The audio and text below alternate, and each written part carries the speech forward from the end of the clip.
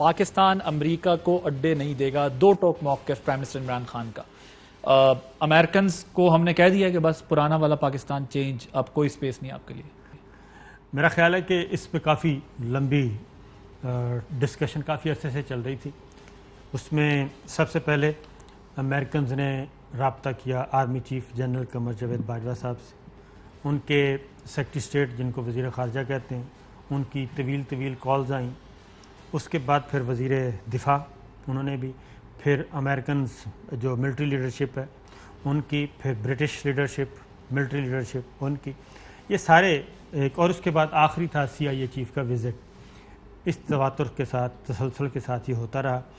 اور جب یہ ساری چیزیں آ گئیں اس کے بعد پھر ISI ہیڈ کوارٹر میں میٹنگ ہوتی ہے جس میں ہمارے آرمی چیف ہوتے ہیں، DG ISI ہوتے ہیں، air chief, naval chief, prime minister, important ministers, یہ سارے. اس میں پھر وہ سارے مائنس پلس دیکھا جاتا ہے.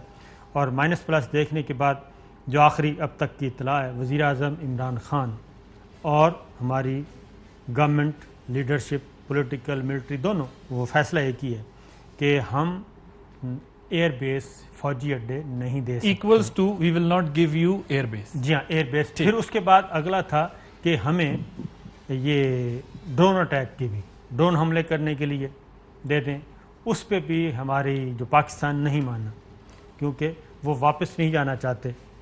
9/11 سے جو سلسلہ سٹارٹ ہوا تھا اور بڑی مشکل سے ہم نے ایئر بیس واپس لیا. اور اس کی ریزن آپ کو معلوم ہے کہ امریکہ نے ہمارے ساتھ بھی کوئی اتنا اچھا تو نہیں کیا. اب جب پیس ایگریمنٹ ہو گیا، پروسیس ہوا، سب کچھ ہوا، اب پھر ہمیں انڈر پریشر کرنے کے لیے مسلسل کوئی نہ کوئی حرکت کی نئی چیز لے کے آتے. فیٹف کی گرے لسٹ میں اگر ہم ہیں، ابھی تک نہیں نکلے، تو وہ صرف امریکنز کی وجہ سے نہیں نکلے، کیونکہ ڈونلڈ ٹرمپ کے ساتھ اس نے کمٹمنٹ کیا پرائم منسٹر خان سے اور اس کے بعد ہماری ملٹری لیڈرشپ سے. وہ کمٹمنٹ اس نے آگے کنوے کیا. یہ آن دا ریکارڈ ساری چیزیں نہیں پاکستان کو فیور دی گئی. اس کے بعد ڈونلڈ ٹرمپ کے ساتھ سیکنڈ میٹنگ ہوتی ہے، آئی تھنک ہوئی تھی سوئٹزرلینڈ میں، اور وہاں پہ ہوئی. وہاں پہ پھر پرائم منسٹر نے یاد کروایا، وزیر خارجہ نے یاد کروایا، انہوں نے پھر کنوے کیا، لیکن وہ بائی ڈیزائن تھا کہ پاکستان کو کوئی فیور نہیں دینی. تو یہاں تک تو چیزیں چل رہی ہیں. ٹھیک ہے. اب دوسرا جو فوجی اڈے مانگ رہا ہے امریکہ، وہ کیا صرف افغانستان کی وجہ سے مانگ رہا ہے؟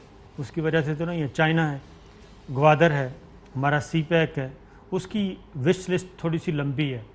تو ادھر سے پھر ہمارے ساتھ چائنا کے ساتھ بھی ہم آپس میں رابطے میں ہیں.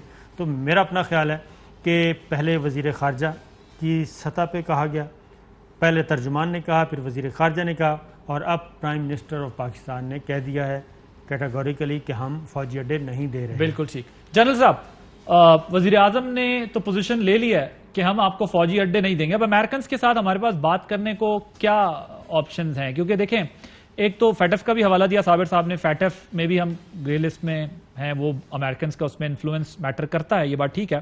IMF کے ساتھ بھی ابھی ہماری نیگوسیشنز ہونی ہے کئی چیزوں کے اوپر. ہمارا بجٹ تو آ گیا، اس پہ کچھ جو ریزرویشنز ہیں ادھر سے وہ بھی ہمیں پتہ ہے کہ وہاں بھی انفلوئنس، ویسے اس کی آفیشیل پوزیشن تو وہ نہیں ہوتی، لیکن بنتا ہے، بن سکتا ہے کسی نہ کسی تھرو.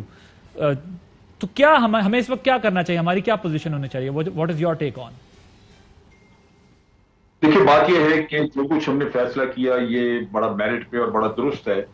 اور اس کی وجہ یہ ہے کہ امریکہ نے پہلے کون سا ہمیں وہ جن چیزوں کا ہم بات کر رہے ہیں، فیڈف یا IMF، ان میں ہمیں کوئی فیسیلیٹیٹ تو نہیں کیا انہوں نے، ہم پھنسے پڑے ہیں اسی طرح. دوسری طرف یہ ہے کہ امریکہ کی بہت بڑی پرابلم یہ ہے کہ فائدہ آپ سے اٹھائیں گے، لیکن اس کے جو فوائد آگے یا آپ سے سہولت لے کے تو فیسیلیٹیٹ کریں گے بھارت کو. یہ ان کی پالیسی ہے کہ ساؤتھ ایشیا میں انہوں نے بھارت کو ایڈجسٹ کرنا ہے، یہاں پہ ان کو انہوں نے رکھنا ہے ایز اے لیڈنگ پاور. اور پہلے بھی ہوا کہ ہماری ساری قربانی کی وجہ سے یہ افغانستان میں پہنچے، انہوں نے پاؤں رکھا، بعد میں بھارت کو وہاں سیٹل کرنا شروع کر دی. دوسرا ان کا جو ایشو ہے بہت بڑا، وہ یہ ہے کہ ان کی عادت ہے ڈو مور کی.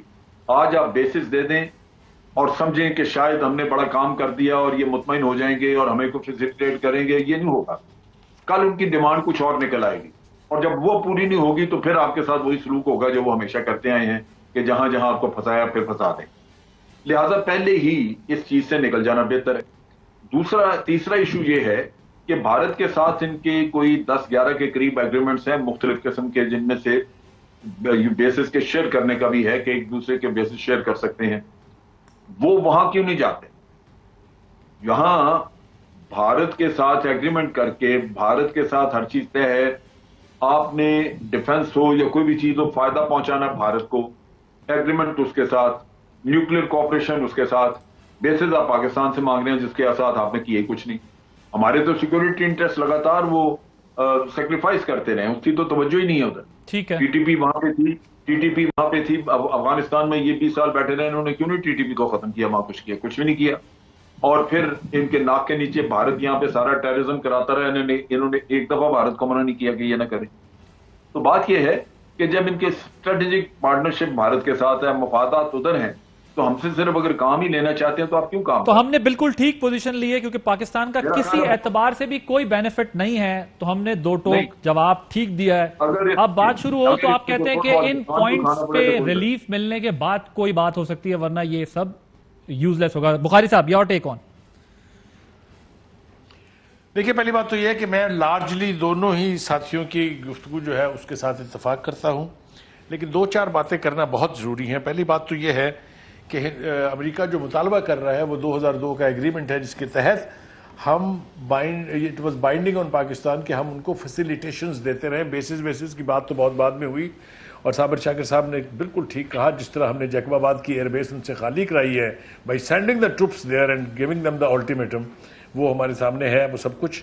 لیکن اور بہت ساری چیزیں اس ریجن میں ہو رہی ہیں. روس نے امریکہ کے بڑھتے ہوئے اثر و رسوخ کے تحت ہندوستان سے اپنی وہ نیوکلیئر سب مرین واپس لے لی ہے. جن صاحب بیٹھے ہوئے میری بات کی تصدیق کریں گے. اور جو ریڈار کا کور تھا ان کو, وہ بھی انہوں نے سسپینڈ کر دیا ہے یا ختم کر دیا ہے. میں ایک تو سلوٹ پیش کرنا چاہتا ہوں عمران خان کو اس جرت کے اوپر, جس جرت سے اس نے نو مور کا سلوگن منہ پر دے مارا ہے ان کے جو ہمیں ہمیشہ ڈو مور کی نصیحت کرتے تھے. اتنی جرت جو ہے وہ آج تک میں نے نہیں دیکھی. ہمارے بڑے بڑے الیکٹڈ لیڈر, بڑے بڑے جگادری سے ایک چھوٹی موٹی آپ کو مثال مل جاتی ہے ذوالفقار علی بھٹو کے دور کی, لیکن اس کے بعد سے تو ہم سوائے ان کی خدمت کرنے کے علاوہ اور کچھ نہیں کرتے رہے. اور جو امریکہ کی لسٹ آف بٹریلز ہے, سٹارٹنگ ود پی ایل جو کے تحت جو ایڈ آتی تھی اس سے لے کے, اور پھر نیوکلیر پروگرام, اور پھر اس کے بعد F-16 کی سیل اینڈ سو آن, اتنی بڑی لسٹ ہے کہ میرا نہیں خیال کہ we should trust Americans any more. تو عمران خان صاحب نے یہ بہت سوچ سمجھ کے فیصلہ کیا, جیسا کہ صابر شاکر نے کہا کہ بڑی ہائی لیول میٹنگ ہوئی تھی. ظاہر ہے ہم نہ تو سی پیک کو رسک پر ڈال سکتے ہیں, نہ اپنی چین کے ساتھ دوستی کو رسک پر ڈال سکتے ہیں. یہ بات بھی بالکل صحیح ہے کہ وہ یہاں پر افغانستان میں اب اپنے مفادات کے لیے نہیں آ رہا, وہ صرف چائنا کے ساتھ یعنی ایک ایسا کھینچنا چاہتا ہے کہ چائنا جو ہے ایبسلوٹلی. دوسری بات یہ ہے کہ میں ذمہ داری سے یہ کہہ رہا ہوں کہ اب امریکنز بھی یہ سوچتے ہیں کہ افغانستان میں ان کے لیے کچھ زیادہ نہیں ہے, اور جتنا کچھ باقی ان کا انٹرسٹ ہے اس کو دیکھنے کے لیے ان کے جو ویسٹرن ایلائز ہیں وہ بڑی بھاری مقدار میں وہاں موجود ہیں. سو دس از اونلی فار چائنا, اور ہمیں مجبور کیا جا رہا ہے امریکن کی طرف سے. میرے خیال سے آج کا یہ جو سٹیٹمنٹ ہم دیکھ رہے ہیں, جو ایک انٹرویو کے اندر عمران خان صاحب نے کہا, absolutely no question of giving them any basis. I hope the next statement should come that we are not bound by the agreement of 2002. No more facilitation. ویسے کہا عمران خان صاحب نے یہی ہے, اس میں میسج یہ چھپا ہوا ہے کہ no more facilitation. کوئی ایکٹ آپ کو ایسا نہیں کرنے دیں گے جو آپ یہاں سے لانچ کریں افغانستان کے خلاف. تو میں تو ایمانداری سے سمجھتا ہوں اور بڑی جرت سے میں یہ کہہ رہا ہوں کہ عمران خان کا یہ فیصلہ جو ہے بہت دور رس ہے, اور پاکستانی قوم کو اب ضرور فخر محسوس ہونا چاہیے کہ ایک لیڈر تو ایسا ہے جس نے امریکن کو کہا ہے گو ٹو دا ہیل.